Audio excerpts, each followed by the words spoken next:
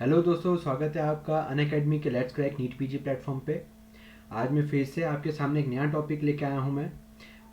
आज मैं आपको जो है एनिमल पॉइजन, वेजिटेबल पॉइजन और थोड़ा टॉक्सिकोलॉजी के ट्रीटमेंट के बारे में आज थोड़ा बताऊंगा। स्टार्ट करने से पहले थोड़ा मैं अपने बारे में, थोड़ा अनअकैडमी के बारे में बता देता हूँ। मेरा नाम है डॉक्टर अंबुज मित्तल और मैं West Bengal university of health science का एलुमनाई रह चुका हूँ। और अपने पास आउट होने के बाद से मैं टीचिंग लाइन से जुड़ गया था और मैंने बहुत सारे स्टूडेंट्स को उनकी मंजिल तक पहुँचाया है। तो जैसे मैंने आपको बताया था, आज मैं एनिमल पॉइजन, वेजिटेबल पॉइजन और ट्रीटमेंट थोड़ा करवाऊंगा टॉक्सिकोलॉजी के।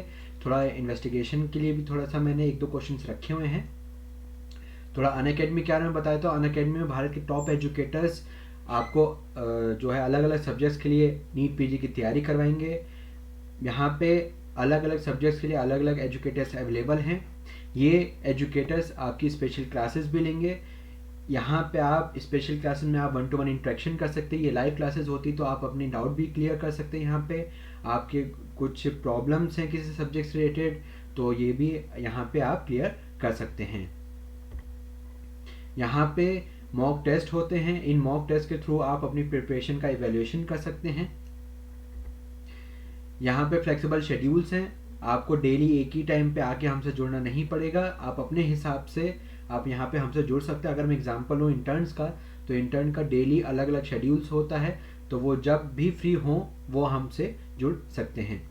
अगर मैं लैंग्वेज की बात करूँ तो यहाँ पे इंग्लिश है, हिंदी है, मलयालम है, तमिल है और भी बहुत सारे लैंग्वेजेस में आप अपनी प्रिपरेशन यहाँ पे कर सकते हैं। यहाँ पे अनलिमिटेड प्रैक्टिस के लिए क्विजेस हैं। क्विजेस के थ्रू आप अपनी नॉलेज टेस्ट कर सकते हैं।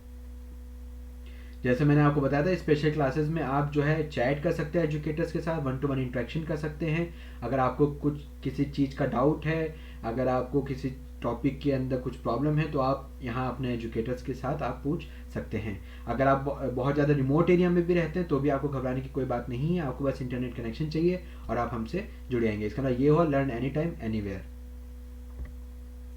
आपको बस करना ये है, आपको अनअकैडमी लर्निंग ऐप को इंस्टॉल करना है। इंस्टॉल करने के बाद आपको सब्सक्रिप्शन लेना है। सब्सक्रिप्शन के लिए भी यहाँ पे आपको डिफरेंट ऑप्शंस मिल जाते हैं, 1 month, 3 month, 6 month, 12 month, 24 months. अगर मैं इनके प्राइजेस की बात करूँ तो अगर आप मेरा कोड यूज़ करते हैं LIVEDRAM, तो ये कोड यूज़ करने के बाद आपको तुरंत 10% का डिस्काउंट मिल जाएगा। तो अगर मैं 1 मंथ की बात करूँ तो 10% का डिस्काउंट लग के आपको पड़ेगा 4500 का। 3 मंथ्स की बात करूँ तो ये 11250 का पड़ेगा। 6 मंथ्स की बात करूँ तो 18000 का पड़ेगा। अगर जैसे आप देख सकते हैं 12 मंथ्स की अगर मैं बात करूँ तो 22500 का पड़ेगा। इसकी एक्चुअल प्राइस 25000, लेकिन अगर आप मेरा कोड यूज़ करेंगे LIVEDRAM तो ये आपको सिर्फ 22500 का पड़ेगा एक साल के लिए। तो जैसे आप यहाँ देख सकते हैं 24 मंथ्स के लिए यहाँ पे आपको 30,000 रुपीज़ देना नहीं है। अगर आप मेरा कोड यूज़ करते हैं LIVEDRAM तो ये आपको सिर्फ 27,000 का पड़ेगा। तो चलिए दोस्तों, आज का टॉपिक स्टार्ट करते हैं। अपने अंदर पॉजिटिव एनर्जी लेके आइए और अपने अंदर कहिए कि yes I can crack it, I can crack NEET PG. तो चलिए पहला क्वेश्चन लेते हैं। यूरिन इज स्टोर्ड इन, अगर मैं इन्वेस्टिगेशन की मैं बात करूं तो हम जो यूरिन सैंपल है वो हम किस सॉल्यूशन के अंदर हम रखते हैं, तो इसका आंसर है थाइमोल। लेकिन पहले मैं आपको बता देता हूं कि कौन सी पॉइजनिंग के अंदर हम क्या प्रिजर्वेटिव हम यूज़ करते हैं। तो all poisons include carbolic acid. कोई भी अगर हम पॉइजन लेते हैं तो उसके अंदर जो कार्बोलिक एसिड है उसको भी मिला के हम सैचुरेटेड NaCl यानी कि घर का जो नमक होता है NaCl हम उसके अंदर रखते हैं। लेकिन एसिड्स के अंदर कार्बोलिक एसिड को छोड़ के बाकी जितने भी एसिड्स हैं उनको हम रेक्टिफाइड स्प्रेड में हम स्टोर करके रखते हैं, प्रिजर्व करके रखते हैं। ब्लड फॉर ग्रुपिंग, इसके अंदर हम सोडियम सिट्रेट का यूज़ हम करते हैं। अल्कोहल पॉइजनिंग के अंदर हम सोडियम फ्लोराइड हम यूज़ करते हैं और पोटेशियम ऑक्जेलेट भी हम यूज़ करते हैं, एंटीकोगुलेंट की तरह काम करता है वो। ब्लड हम किस केस में हम जो पॉइजनिंग होगी फ्लोराइड पॉइजनिंग, उसके अंदर ब्लड जो हम स्टोर करेंगे वो भी हम सोडियम ऑक्जेलेट और सोडियम नाइट्रेट, यहाँ पे नाइट्रेट है यहाँ पे फ्लोरेट है, तो ये आपको ध्यान रखना पड़ेगा। यहाँ पे अपोजिट है, यहाँ पे अगर F है तो यहाँ पे N है, यहाँ पे अगर A है तो यहाँ पे F है। तो मैंने जो अपनी कॉलेज लाइफ में जो याद किया था वो मैंने F के साथ F नहीं होता है ऐसे करके मैंने याद किया था। तो ब्लड फॉर फ्लोराइड पॉइजनिंग जो अगर है तो उसके अंदर सोडियम नाइट्रेट हमेशा यूज होगा in place of sodium fluoride. तो ये आपको याद रखना पड़ेगा। Blood for oxalic acid and ethylene glycol, इसके केस में हम सोडियम सिट्रेट हम यूज करेंगे।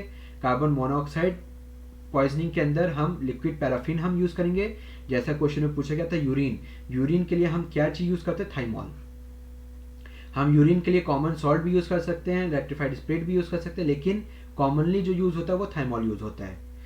तो और जो इसके अंदर जो इम्पोर्टेंट है वो है सैंपल फॉर यूरिक एसिड, यानी कि यूरिक एसिड जो टोफस, जो गाउटी टोफस जो होता है, गाउट के केस में जो बनता है, जो यूरिक एसिड जो होता है उसके केस में हम अल्कोहल का यूज करते हैं। तो अगर मैं यहाँ क्वेश्चन की बात करूँ, फॉर्मेल्डिहाइड हम यूज नहीं करते हैं, नॉर्मल सलाइन हम यूज नहीं करते हैं, हाइड्रोक्लोरिक एसिड हम यूज नहीं करते हैं। यूरिन हम किसके केस में हम स्टोर करेंगे, किस में स्टोर करेंगे, हम थाइमॉल के केस में हम स्टोर करते हैं। तो ये हो गया इसका आंसर। तो देखा दोस्तों, ये जो चार्ट है ये मैं बहुत अलग अलग बुक्स में से ढूंढ के कहाँ पे छोटा दे रखा है, शॉर्ट में काफ़ी ज़्यादा इंफॉर्मेशन दे रखा है, ये सारी चीज़ें मैं ढूंढता हूँ मैं आपके लिए। तो ये सारी जो चार्ट है ये आपके लिए काफ़ी इंपॉर्टेंट चार्ट है, इसको आप अपने नोट्स में बनाइए, उसको नोट्स लिखिए, ताकि आपको एग्ज़ाम से पहले एकदम ज़्यादा बर्डन ना रहे। इन छोटे नोट्स को देख के ही आपके जो है काफ़ी सारे क्वेश्चन सॉल्व हो जाएं। तो जैसे मैंने आपको बताया था, uric crystals, a sample to look for uric crystal, यानी कि gouty tophus would be submitted to the pathology laboratory in. तो जैसे मैंने आपको बताया था, अल्कोहल हम यूज करते हैं। यहाँ मैं आपको फिर से दिखा देता हूँ, जो यूरिक एसिड, जो गॉटी जो टॉफस है उसके अंदर हम जो प्रिजर्वेटिव यूज करते हैं वो हम अल्कोहल का यूज हम करते हैं। तो फॉर्मलिन नहीं, डिस्टिल वाटर नहीं, नॉर्मल सलाइन नहीं, तो जिसका जो करेक्ट आंसर वो है alcohol. Specimen for toxicological studies is preserved इन, हम किसके अंदर हम प्रिजर्व करते हैं, तो super saturated solution of common salt. तो जो घर का जो सॉल्ट होता है हम उसके अंदर यूज करते हैं। थोड़ा मैं आपको इसके बता देता हूँ। प्रिजर्वेटिव्स फॉर टॉक्सिकोलॉजिकल स्पेसिमेन के लिए हम क्या यूज करते हैं, सैचुरेटेड सॉल्ट यानी कि NaCl, घर का जो नमक होता है उसके सॉल्यूशन के अंदर हम रख सकते हैं। जितने भी पॉइजन्स हैं हम वो रख सकते हैं, और जितने भी एसिड्स हैं उसके अंदर सिर्फ कार्बोलिक एसिड को हम यहाँ पे रखते हैं, और कार्बोलिक एसिड को छोड़ के बाकी जितने भी एसिड्स हैं, poisoning with acids except carbolic acid. तो कार्बोलिक एसिड अगर आता है तो वो हम कहाँ रखते हैं, NaCl सॉल्यूशन के अंदर हम रखते हैं, और कार्बोलिक एसिड को छोड़ के बाकी जितने भी एसिड्स हैं वो हम रेक्टिफाइड स्प्रिट के अंदर हम रखते हैं। तो इसका जो आंसर है वो हो गया 10% फॉर्मेल्डिहाइड नहीं, अल्कोहल नहीं, नॉर्मल सलाइन नहीं। इसका जो करेक्ट आंसर है वो है NaCl। तो जो सही आंसर वो है NaCl। प्रायरिज्म अकर्स इन, तो यहाँ पे हम थोड़ा स्पेनिश फ्लाई या फिर ब्लिस्टर बीटल के बारे में थोड़ा यहाँ से पे बात करेंगे। जो ब्लिस्टर बीटल है, जो ब्लिस्टर बीटल जो होते हैं इसको हम स्पेनिश फ्लाई भी बोलते हैं, स्पेनिश फ्लाई भी हम बोलते हैं। तो इसके कारण यहाँ पे प्रायरिज्म देखा था। प्रायरिज्म क्या होता है, persistent painful erection and frequent seminal emission in male, यानी कि प्रायरिज्म वो होता है कि मैन का जो पीनस है वो काफ़ी पेनफुल के साथ इरेक्शन होता है। तो इसके जो स्पेनिश फ्लाई जो होता है वो कौन सा टॉक्सिन रिलीज करता है, वो कैथा, यहाँ पे ए आएगा, कैथेरिडीन जो सब्सटेंस रिलीज करता है उसकी वजह से ही जो है सिम्टम्स आते हैं। ये कैथेरिडीन अगर बॉडी के स्किन पे अगर आता है तो उसकी वजह से वेसिकल फॉर्मेशन होता है, इसी की वजह से ब्लिस्टर होते हैं। उस ब्लिस्टर की वजह से भी जो स्पेनिश फ्लाई है इसका दूसरा नाम बोला गया ब्लिस्टर बीटल। तो skin inflammation on local application leads to vesicle formation, GI tract inflammation and blister formation in mouth, and GI tract in contact with poison leads to burning sensation followed by intense thirst। अगर swallow कर लिया जाता है तो burning sensation होता है, उसके साथ साथ थ्रस्ट होगा, difficulty in swallowing and speech और nausea, blood stain, vomiting and diarrhea। जो क्लिनिकल फीचर जो होते हैं स्पेनिश फ्लाई के काटने से वो क्या क्या होते हैं, एक तो बर्निंग सेंसेशन होगा पेट में, थ्रस्ट होगा काफ़ी, और सॉलोइंग और बोलने में काफ़ी दिक्कत आएगा, और जो वॉमिटिंग होगा उसमें ब्लड भी आएगा। तो अगर मैं यहाँ पे बात करूँ कि स्टैंगरी यानी constant desire to micturate but only small amount of blood stained urine is passed, यानी कि स्टैंगरी क्या होता है कि मिक्चुरेशन करने का, यूरिनेशन करने का काफ़ी ज़्यादा मन मतलब आता है, लेकिन जब करने जाएगा इंसान तो नहीं होता है। इसके साथ साथ प्रायरिज्म भी इसमें देखा जाता है, और क्लिनिकल फीचर्स में कन्वर्जेंट और कोमा भी हो सकता है। Drug associated with priapisms are androgen, antipsychotic and anticoagulant, anti hypertensive, ये सारी चीज़ें हम प्रायरिज्म के केस में हम दे सकते हैं। तो आपको इसके केस में कैथेड्रिन कहीं पे भी वर्ड आता है, ये मैं इसको थोड़ा अच्छे से करता हूं मैं,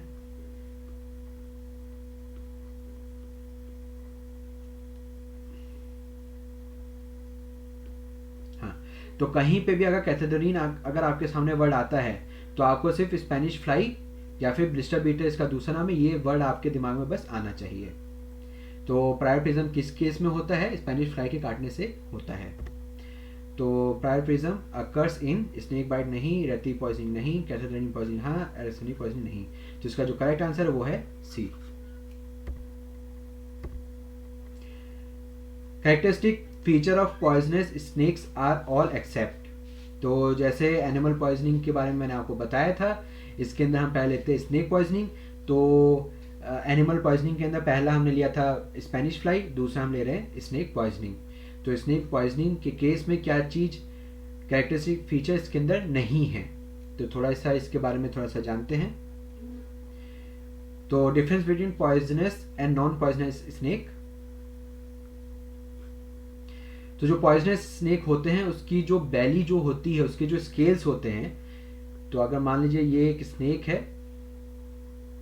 तो इसकी जो बैली है, ये इसको बैली बोलते हैं, इसके ऊपर स्केल्स होते हैं, ऐसे स्केल्स होते हैं। Scales are large and covered the entire breadth of the belly. लेकिन जो नॉन पॉइजनस होते हैं small like those on the back और moderately large but do not cover the entire breadth of the belly. पूरे belly को यानी कि पूरी बैली को कवर नहीं करते हैं ये नॉन पॉइजनस स्नेक्स, लेकिन जो पॉइजनस स्नेक होगा उसके अंदर पूरी बैली को ये कवर करेगा, और जो स्केल्स होते हैं वो काफी बड़े भी होते हैं। तो जो पॉइजनस स्केल का जो हेड होता है वो वाइपर्स के केस में स्मॉल होता है, लेकिन large and wide and opening और pit between eyes and nostrils. अगर आप स्नेक का अगर आप हेड देखेंगे तो यहाँ पे दो नॉस्ट्रिल्स यहाँ पे देखे जाते हैं। पिट वाइपर केस में एक यहाँ पे हॉर्न भी यहाँ पे आगे आता है। तो एन ओपनिंग और pit between eyes and nostrils. Third labia touches the eyes and nasal shield. लेकिन अगर मैं यहाँ पे हेड स्केल्स की अगर मैं बात करूँ तो नॉन पॉइजनस स्केल्स के लार्ज होते हैं, लेकिन यहाँ पे वाइपर्स के केस में स्मॉल होते हैं, और बाकी जो पॉइजनस स्केल होते हैं उसके अंदर लार्ज और वाइट देखा था। यहाँ वाइट की स्पेलिंग गलत लिखी है। तो फैंग्स जो होते हैं लॉन्ग एंड ग्रूव और कैनलाइज्ड, यानी कि कैनलाइज्ड मतलब ये होता है जो फैंग्स होते हैं, जो टीथ जो उसके होते हैं वो कैनलाइज्ड होते हैं, और आगे एक छोटा सा होल होता है, इन्हीं से ही जो वेनम होता है वो निकल के इंसान की बॉडी में जाता है। नॉन पॉइजनस जो स्नेक्स होते हैं उनके जो फैंग्स होते हैं वो छोटे होते हैं, लेकिन वो इसके अंदर कोई भी छेद नहीं होता है, वो फुल्ली सॉलिड होते हैं। इसके जो एग्जांपल्स हैं जैसे आप ले सकते हैं एनाकोंडा, अजगर, इन सब के केस में उन जो जहरीले नहीं होते लेकिन जो उनके जो दांत होते हैं वो ज़्यादा होते हैं और वो जो है सॉलिड होते हैं। जो टेल होते हैं वो कंप्रेस्ड होते हैं, लेकिन यहाँ पे नॉट मार्कली कंप्रेस्ड। हैबिट जो होती है जनरली नॉक्टर्नल मतलब कि रात में निकलते हैं जनरली, क्योंकि रात में जो जब ये निकलते हैं इनके टंग्स में से और जो इनके जो नॉस्ट्रिल्स होते हैं ये रात के जो ठंडा इन्वायरमेंट होता है उसमें जो प्रे होता है जैसे खरगोश वगैरह, गिलहरी वगैरह, उनकी बॉडी हीट को वो सेंस करते हैं रात के अंधेरे में, और रात में थोड़ा सा टेम्परेचर ठंडा भी होता है, तो इसलिए नॉक्टर्नल होते हैं। नॉक्टर्नल मतलब रात में, ये कभी भी निकल जाते हैं, दिन रात कभी भी निकल जाते हैं लोग। बाइट जो होता है टू फैंग्स मार्क्स विद और without small marks of other teeth, यानी कि जो जहरीले सांप होते हैं उनमें दो फैंग्स देखे जाते हैं। तो जो बाइट मार्क आएगा उसके अंदर दो फैंग्स ऐसे करके स्किन के अंदर 2 फैंग मार्क्स, इसके अंदर बाइट मार्क आएगा। A number of small teeth marks in row. तो जो नॉन पॉइजनस जो स्नेक्स होते हैं उसमें छोटे छोटे जो इनके जो टीथ होते हैं वो होते हैं, उन्हीं के जो निशान होते हैं वो देखे जाते हैं। तो अगर मैं कैरेक्टरिस्टिक्स की अगर मैं बात करूं एक्सेप्ट, तो जैसे मैंने बताया था पॉइजनस स्नेक्स के जो फैंग्स होते हैं वो लंबे होते ताकि वो ज़्यादा गहराई तक अपने प्रे या फिर इंसान की बॉडी तक वो ज़्यादा गहराई तक जहर छोड़ सके।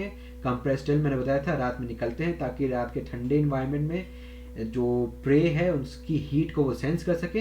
लेकिन जो बैली स्केल्स होते हैं वो कंप्लीट होते हैं, यहाँ पे इनकम्प्लीट लिखा है तो एक्सेप्ट पूछा गया, तो ये हो गया इसका सही आंसर।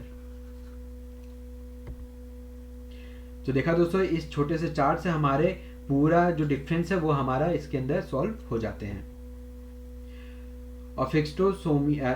ऑफिस्टोजीमिया क्या होता है? स्नेक बाइट, स्नेक वेनम के जो पॉइजन होते हैं, पॉइजनिंग बाय स्नेक वेनम, उसकी स्टडी को हम ऑफिस्टोजीमिया बोलते हैं।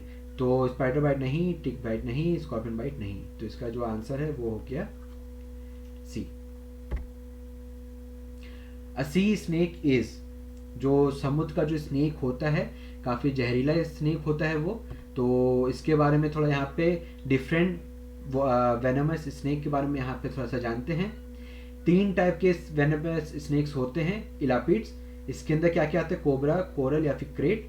कॉमन क्रेट भारत में थोड़े कॉमन है, और कोबरा दुनिया का सबसे लंबा जहरीला सांप होता है, उसको किंग कोबरा बोला जाता है, वो भारत में पाया जाता है।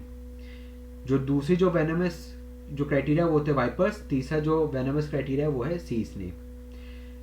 तो जो कोबरा जो होते हैं, जो टिपिकल इंडियन मूवी में जो दिखाए जाते हैं, उसका जो वेनम होता है वो होता है न्यूरोटॉक्सिक, यानी कि वो दिमाग में असर करता है। जो वाइपर्स होते हैं वो होता है वेस्कुलर टॉक्सिक, यानी कि ब्लड वेसल्स के अंदर जो ब्लड होता है, आरबीसीज होते हैं, उनको ये डिस्ट्रॉय करता है। सी स्नेक क्या होता है? वो मसल्स को डिस्ट्रॉय करता है, मायोटॉक्सिक होते हैं। ऐसे अगर साइट ऑफ एक्शन की बात करूँ, क्योंकि ये कोबरा और कॉमन क्रेट वगैरह जो होते हैं वो न्यूरोटॉक्सिक होते हैं, तो इसलिए ब्रेन में जो मोटर नर्व सेल्स होते हैं उनको डिस्ट्रॉय करेगा। जो वाइपर्स होते हैं वो वेस्कुलर टॉक्सिक होते हैं, तो जो एपिथेलियल सेल और आरबीसीज जो होते हैं वो उनको हिमोलाइज यानी कि उनको डिस्ट्रॉय करेगा। और जो सी स्नेक्स होते हैं वो मायोटॉक्सिक होते हैं, तो ये मसल्स को डिस्ट्रॉय करेगा। Local symptoms at bite of site, यानी कि अगर लोकल सिम्टम्स की मैं बात करूँ जहाँ पे सांप काटता है, तो कॉमन क्रेट जो होते हैं, जो कोबरास वगैरह होते हैं, वो वहाँ पे मिनिमल होगा, क्योंकि यहाँ पे न्यूरोटॉक्सिक इसका जहर होता है। तो इसलिए जहाँ पे काटता है वहाँ पे मिनिमल जो सिम्टम्स होते हैं वो देखे जाते हैं। वाइपर से केस में बहुत ज़्यादा सीवियर होता है, क्योंकि जहाँ पे काटते हैं वहाँ तो ब्लड बहेगा ही बहेगा, एपिथेलियल सेल्स वहाँ पे होते ही होते, तो यहाँ पे लोकल सिम्टम्स एकदम सीवियर होता है। और सी स्नेक के केस में भी मिनिमल होता है, क्योंकि जो मसल्स हैं जैसे हार्ट का मसल हो गया, लंग्स के मसल हो गए, तो इतना ऊपर तो नहीं पहुंच पाते हैं स्नेक्स। जो क्लिनिकल सिम्टम्स होते हैं, muscle weakness of legs and face. Cobra venoms produce convulsions, while common crate venom produce only paralysis. Venom causing enzymatic, viper से केस में क्या होता है? कोगुलेशन डिसऑर्डर होता है, यानी कि खून के थक्के जो होता है वो ब्लड वेसल्स में जम जाते हैं, जिससे ब्लड आगे फ्लो नहीं कर पाता है। और जो सी स्नेक होता है, venom produce generalise muscle pain, weakness followed by polymyositis, myoglobinuria. सीन से मसल्स के ऊपर एक्ट करता है, तो इसलिए मसल से रिलेटेड जो भी प्रॉब्लम होगी वो सी स्नेक में देखा जाता है। तो अगर मैं यहाँ पे बात करूँ सी स्नेक के बारे में, तो सी स्नेक्स जो होते हैं वो होते हैं मस्कुलोटॉक्सिक। न्यूरोटॉक्सिक मैंने बताया था कोबरास और कॉमन क्रेट। हीमोटॉक्सिक मैंने आपको बताया थे वाइपर्स। मस्कुलोटॉक्सिक मैंने आपको बताए थे सी स्नेक। तो इसके जो correct answer C snake is musculotoxic, तो सी हो गया इसका आंसर। सी से सी स्नेक, सी से मस्कुलोटॉक्सिक, सी से सी स्नेक। चलिए आगे बात करते हैं। कॉमन क्रेट जो होता है उसका वेनम कैसा होता है? तो इसका मैंने आपको बताया था कि न्यूरोटॉक्सिक होता है। तो चलिए मैंने इसके ऊपर एक छोटी सी टेबल और बनाई हुई है। तो जो निमोनिक है, जो वेस्कुलोटॉक्सिक होते हैं, उसके लिए मैंने आपको वाइपर्स बताया था, यानी कि ये आरबीसीज को इफेक्ट करेगा।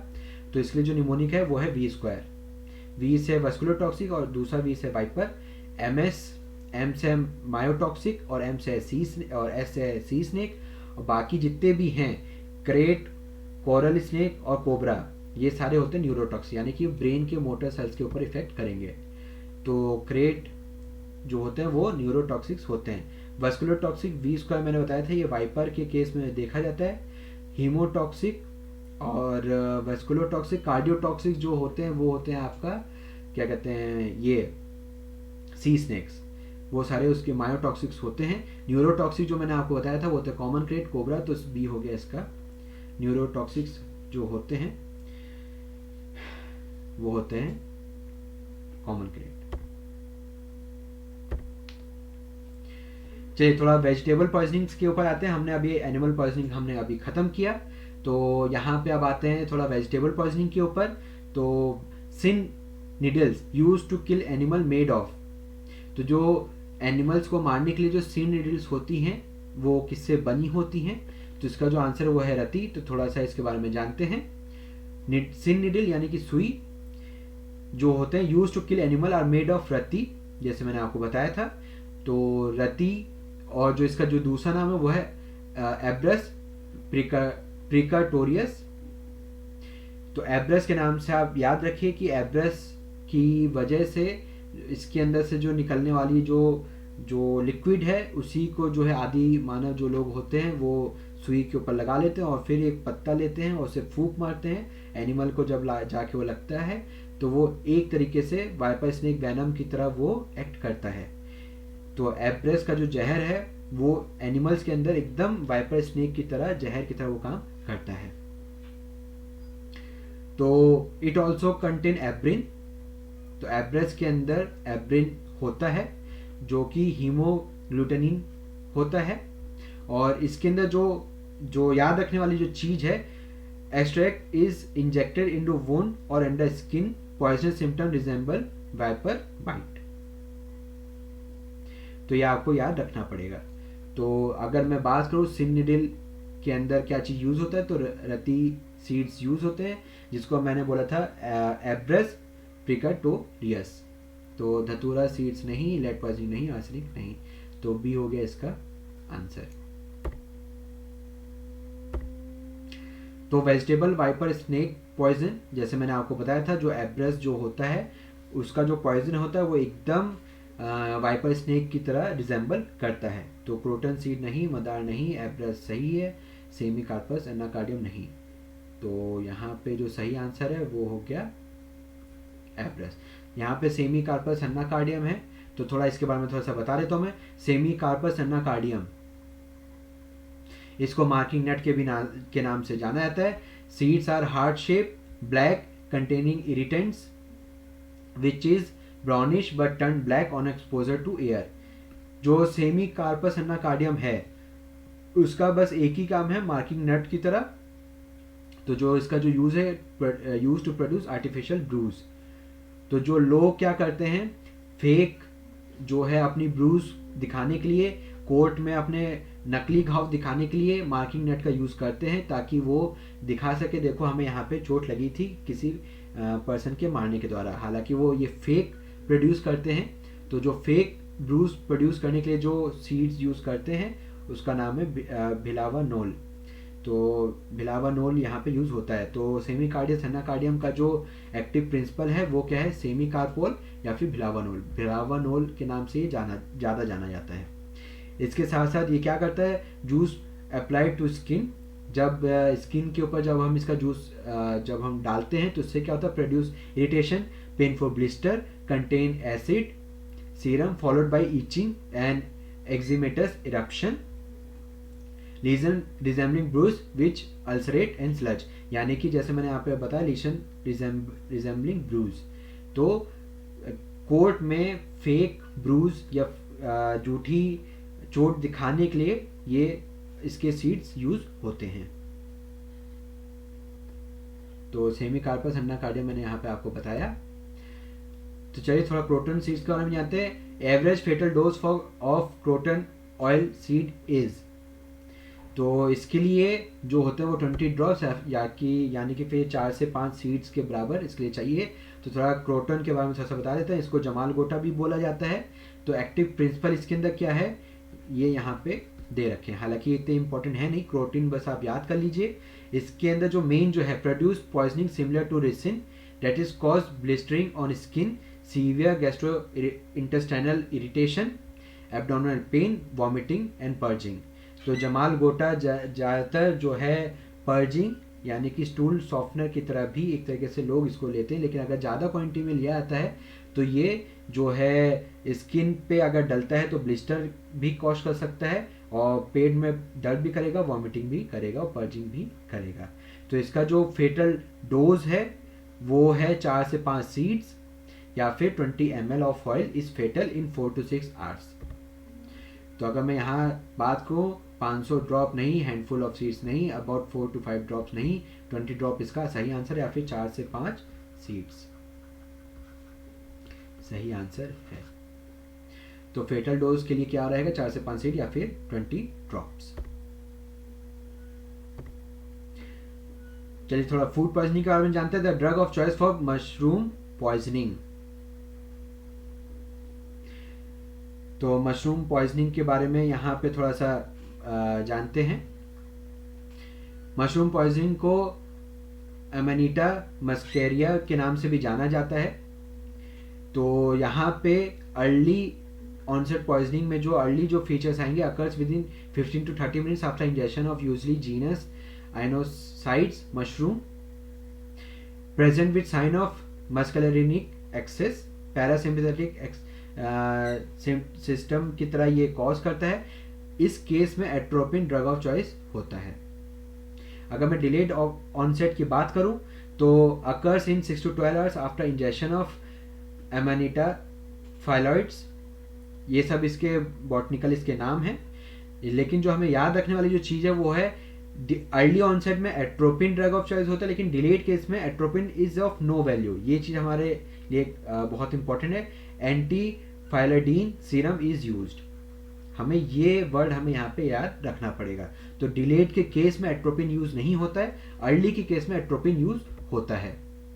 तो drug of choice for mushroom poisoning is, तो सिंस यहाँ पे अर्ली और डिलेड का वर्ड नहीं है, हम जनरली यहाँ पे अर्ली ही मान के चलेंगे। तो एट्रोपिन यहाँ पे इसका सही आंसर है, क्योंकि अर्ली केस में एट्रोपिन यूज होता है। तो फ्यूस्टिगमाइन नहीं, एड्रेनालिन नहीं, कार्बाकोल नहीं। अगर यहाँ पे क्रोनिक या फिर डिलेड की अगर बात होती तो एंटी फाइलाडीन की अगर वर्ड होता तो हम उसको टिक करते, लेकिन सिंस यहाँ पे वो वर्ड नहीं है, एट्रोपिन है, तो इसलिए ड्रग ऑफ चॉइस क्या रहेगी, एट्रोपिन। तो चलिए थोड़ा अल्कलाइजेशन और थोड़ा एसिडिफिकेशन के बारे में थोड़ा सा जानते हैं। तो alkalization of urine is done in which of the following drug poisoning. तो थोड़ा इसके बारे में जानते हैं। तो अल्कलीन डाययूरेसिस किस पॉइजनिंग के अंदर होता है, फिनोबार्बिटॉन के अंदर। लेकिन जो एसिडिक डाययूरेसिस किसके अंदर होता है, ये मैं जो टिक कर रहा हूं वो ही इंपॉर्टेंट है, वो आप हमेशा याद रखिएगा। एम्फेटामिन्स, कोकेन, और इसके अंदर try cyclic anti depressant, strychnine, quinine, और हाँ ये सारे इसके अंदर इंपॉर्टेंट है। और अल्कलाइन डाययूरेसिस के अंदर सैलिसिलेट्स इंपॉर्टेंट है, और इसके अंदर जो है फ्लोरीन ये भी इंपॉर्टेंट है। तो सिंस अगर मैं अल्कलीन यूरेसिस की मैं बात करूं तो फिनोबार्बिटोन इसका आंसर है। तो जैसे मैंने आपको बताया था, फिनोबार्बिटोन्स अल्कलीन डाययूरेसिस करता है। एम्फेटामिन मैंने आपको बताया था कि एसिडिक के अंदर होता है, तो ये इसका आंसर नहीं है। मॉर्फिन नहीं, डिजॉक्सिन नहीं।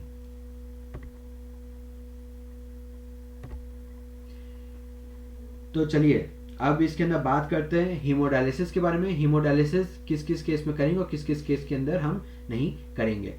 तो यहाँ पे बात आ रही है ऑल एक्सेप्ट की। तो चलिए थोड़ा हीमोडायलिसिस के बारे में जानते हैं। हीमोडायलिसिस नॉट यूजफुल इन, तो नॉट यूजफुल इन ये जो निमोनिक है कॉपर ऑयल बोर्ड, थोड़ा जानते हैं। CuSO4, kerosene oil, benzodiazepines, organophosphate, digitalis. तो haemodialysis is not useful in oil B और डी, यानी कि बोर्ड के नाम से भी इसको आप ऐसे याद कर सकते हैं। That is kerosene oil, benzodiazepine, organophosphorus and digitalis. किस किस के अंदर हम यूज़ कर सकते हैं? अल्कोहल के अंदर हम हीमोडायलिसिस यूज़ करते हैं, aspirin, barbiturates, boric acid, chloral hydrate, ethylene glycol, thiocyanate और हैवी मेटल्स के केस में हम हीमोडायलिसिस का यूज़ करते हैं। तो अगर हम बात करें कि किसके केस में हम यूज़ नहीं करते हैं, तो बेंजोडाइजेपिन्स, तो यहाँ पे जैसे मैंने आपको बताया बेंजोडाइजेपिन्स के केस में यूजफुल हीमोडायलिसिस नहीं होता है। तो ये जो टेबल है, इस टेबल से आपको हीमोडायलिसिस से रिलेटेड जो भी क्वेश्चन होगा वो आपका सॉल्व हो जाएगा। तो इस क्वेश्चन की बात करूँ तो हीमोडायलिसिस एस्पिरिन के केस में हम यूज़ कर सकते हैं, मिथेनॉल के केस में हम यूज़ कर सकते हैं, बार्बिचुरेट्स के केस में हम यूज़ कर सकते हैं, लेकिन बेंजोडाइजेपिन के केस में हम यूज़ नहीं कर सकते हैं। तो सिंस यहाँ पे पूछा गया ऑल एक्सेप्ट, तो सही आंसर हो गया यहाँ पे डी। काफ़ी इंपॉर्टेंट टेबल है, ये आपको याद रखना पड़ेगा, या आप अपने नोट्स में आप ये टेबल बना लीजिए ताकि एग्जाम से पहले आपको ये काफ़ी इजी हो जाए। तो चलिए गैस्ट्रिक लेवाज के बारे में थोड़ा सा यहाँ पे जानते हैं। Gastric lavage is contraindicated in poisoning. Contraindicated के बारे में यहाँ पे पूछ रहा है, तो चलिए थोड़ा गैस्ट्रिक लेवाज के बारे में बता देता हूँ मैं। गैस्ट्रिक लेवाज जो है contraindication of gastric lavage, absolute contraindicated किस केस में होगा? कोरोसिव के केस में एब्सोल्यूट कॉन्ट्राइंडिकेटेड रहेगा। Alkalis, mineral acid, vegetable acid और जो ऑर्गेनिक एसिड्स हैं उन सब के केस में रहेगा, except carbolic acid. Carbolic acid अगर आप रिकॉल करें तो मैंने इसके अंदर बताया था, जो स्टोमक की म्यूकोसा होती है वो काफ़ी लेदरी और थिक हो जाती है, और इसके अंदर हम गैस्ट्रिक लेवाज हम कर सकते हैं। रिलेटिव कॉन्ट्राइंडिकेटेड मतलब कि हम अगर प्रिकॉशन के तौर पे अगर हम प्रिकॉशन लेते हुए अगर हम करें तो हम किस किस केस में हम रिलेटिव कॉन्ट्राइंडिकेटेड रहेगा? तो केरोसिन, कन्वर्सेंट, हाइपोथर्मिया और ब्लीडिंग डिसऑर्डर के केस में हम प्रिकॉशन लेते हुए हम कर सकते हैं, तो इसलिए ये रिलेटिव कॉन्ट्राइंडिकेटेड रहेगा। तो अगर मैं बात करूं इसके अंदर किसके केस में कॉन्ट्राइंडिकेटेड रहेगा, तो केरोसिन के केस में ये कॉन्ट्राइंडिकेटेड रहेगा। तो ए हो गया इसका सही आंसर।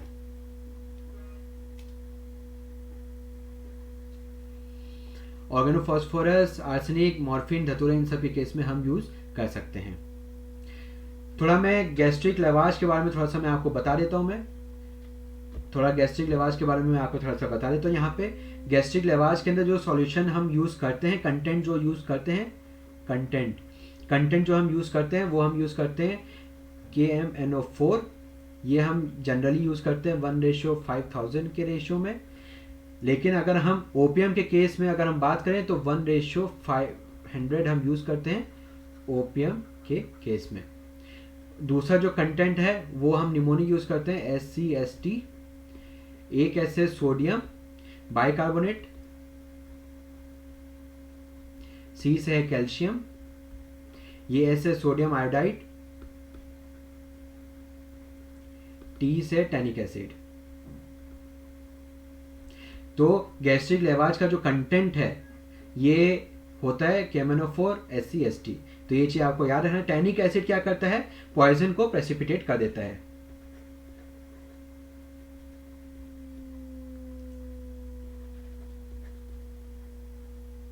पॉइजन को प्रेसिपिटेट कर देता है, तो ये चीज आपको ध्यान रखना पड़ेगा। तो किस किस केस में हम यूज नहीं कर सकते, ये चीज आपको ध्यान रखना पड़ेगा कोरोसिव के केस में। और इधर जो और इम्पोर्टेंट है कन्वर्जन, इसके अंदर आप लिख सकते हैं कोमा, अगर कोई पेशेंट है, कोमाटोस अगर कोई पेशेंट है तो उसके अंदर भी हम जो है कॉन्ट्राइंडिकेटेड रहेगा।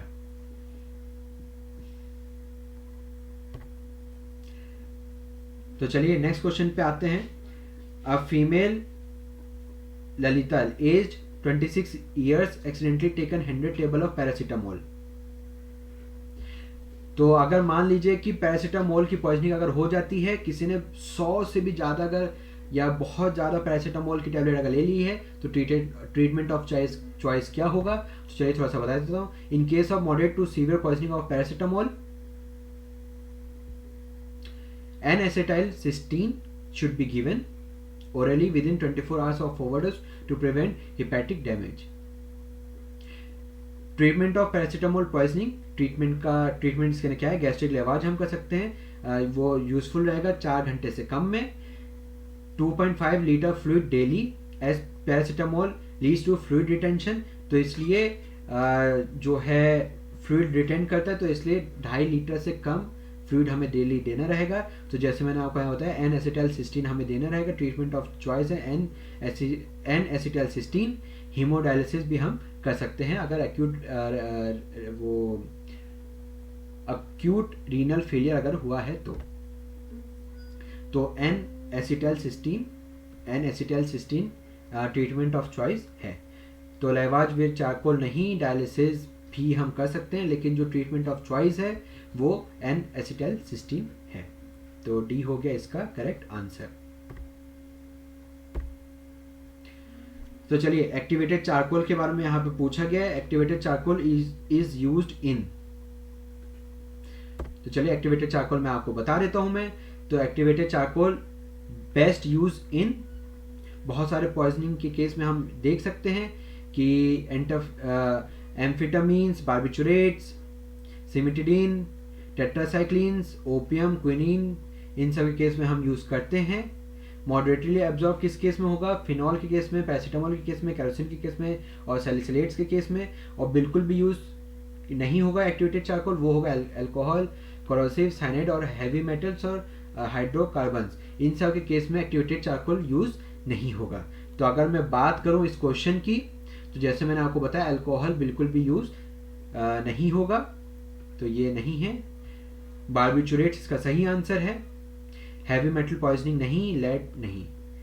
तो एक्टिवेटेड चारकोल किस केस में यूज होता है, तो बार्बिचुरेट्स पॉइजनिंग के केस में एक्टिवेटेड चारकोल यूज होता है।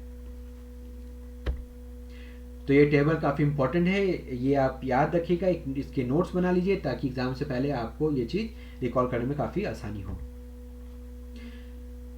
डायमल कैप्रोल के बारे में यहाँ पे पूछा है। डायमल कैप्रोल इज और are use in poisoning with, PGI question है तो एक से ज्यादा ऑप्शंस यहाँ पे ठीक हो सकते हैं। तो डायमल कैप्रोल के बारे में यहाँ पे थोड़ा सा मैं आपको बताता हूँ। डायमल कैप्रोल, जिसको बाल ब्रिटिश एंटी लिवोसाइड के नाम से भी जाना जाता है, use in poisoning by gold, copper, bismuth, nickel, arsenic, antimony और मरकरी। इन सब के केस में डायमल कैप्रोल यूज होता है। और कॉन्ट्राइंडिकेटेड किस में रहेगा, आयरन और कैडमियम। इसके अंदर BAL या फिर डायमल कैप्रोल हम नहीं दे सकते हैं। EDTA हम किस केस में देंगे, most important indication is lead poisoning के केस में हम EDTA देते हैं। पेनिसिलिन हम किस केस में देते हैं, कॉपर पॉइजनिंग के केस में हम पेनिसिलिन हम देते हैं। डेस्फेरोक्सोमीन किसके केस में देते हैं हम, आयरन पॉइजनिंग के केस में हम ये देते हैं। डेफिरोप्रोन किसके केस में हम देते हैं, ट्रांसफ्यूजनल सिडरोसिस के केस में हम ये ड्रग ऑफ चॉइस होता है। तो ये जो टेबल है काफी इंपॉर्टेंट टेबल है, इससे भी हमारे काफी सारे क्वेश्चन सॉल्व हो सकते हैं। तो इसलिए ये टेबल आप हमेशा अपने नोट्स में आप हमेशा इसको मेंटेन रखिएगा। तो डायमल कैप्रोल किस किस केस में होता है, तो जैसे मैंने आपको बताया gold, copper, bismuth, nickel, arsenic, antimony और मरकरी। तो जैसे मैं आपको यहाँ बताऊँ कि डायमल कैप्रोल जो है मरकरी, आर्सेनिक और इसके साथ साथ अगर मैं इसकी बात करूं लेड की, तो लेड में भी कभी कभी यूज कर सकते हैं, लेकिन जो इस पे स्पेसिफिक आंसर होगा वो मरकरी और आर्सेनिक। ये जैसे आप यहाँ पे देख सकते हैं मरकरी और आर्सेनिक इसके आंसर हैं। तो इसके जो सही आंसर है ये हो गए इसके सही आंसर। तो काफी इंपॉर्टेंट टेबल है दोस्तों, ये टेबल आप बना के रखिएगा अपनी नोट्स में। आज की वीडियो यहीं पे एंड करता हूँ। एंड करने से पहले आपके लिए ये बता देना चाहता हूँ कि you are stronger than you known. आप अपनी जो कैपेसिटी है उसको कम मत आंकिए। आप अगर अपने माइंड को स्ट्रॉन्ग बनाते हैं तो आप काफ़ी ज़्यादा अच्छा कर सकते हैं। You are stronger than you known. अपने आप को हमेशा स्ट्रॉन्ग बना के रखिए। हम अपनी जो कोशिश है वो हमेशा रखिए सिंगल डिजिट की रैंक में। अगर आप सिंगल डिजिट की रैंक में की तरह अगर आप अपनी कोशिश करते हैं या अगर आप प्रैक्टिस करते हैं, उस हिसाब से आप तैयारी करते हैं, तो आप काफ़ी अच्छा स्कोर कर ले जाएंगे। तो आज की वीडियो में यही एंड करता हूँ, लेकिन एंड करने से पहले आपसे रिक्वेस्ट है कि हमारा जो चैनल है लेट्स क्रैक नीट पीजी, इस चैनल को आप सब्सक्राइब करिए, बेल आइकन को प्रेस करिए ताकि हमारी जो नई नई वीडियोस हैं उसका नोटिफिकेशन आपको आता रहे। भूलिएगा नहीं, मेरा जो कोड है वो है LIVEDRAM। अगर आप ये कोड यूज़ करते हैं सब्सक्रिप्शन के टाइम पे तो आपको तुरंत 10% का डिस्काउंट मिल जाएगा। जैसे मैंने आपको एग्जांपल बताया था, 24 मंथ्स यानी 2 साल के लिए जो सब्सक्रिप्शन है वो 30,000 है, लेकिन अगर आप मेरा कोड यूज़ करेंगे तो आपको 30,000 नहीं देना है, आपको सिर्फ 27,000 देना रहेगा अगर आप मेरा कोड यूज़ करते हैं LIVEDRAM। तो 24 मंथ्स यानी कि पर मंथ 1,000 रुपये से भी बस थोड़ा सा ज़्यादा, इतना जो काफ़ी नॉमिनल चार्जेस है, काफ़ी अच्छे चार्जेस हैं। एक बार आप लेके देखिए, आपको बहुत अच्छा फ़ायदा मिलेगा। तो चलिए दोस्तों, मैं आज की वीडियो यहीं पे एंड करता हूँ। उम्मीद करता हूँ आपको आज का ये टॉपिक सारा समझ में आएगा। मैं नेक्स्ट वीडियो में कोशिश करूँगा कि इसके जितने भी टॉक्सिकोलॉजी से रिलेटेड जितने भी इमेजेस हैं, मैं उन सब के ऊपर एक वीडियो बनाऊँ। तो थैंक यू।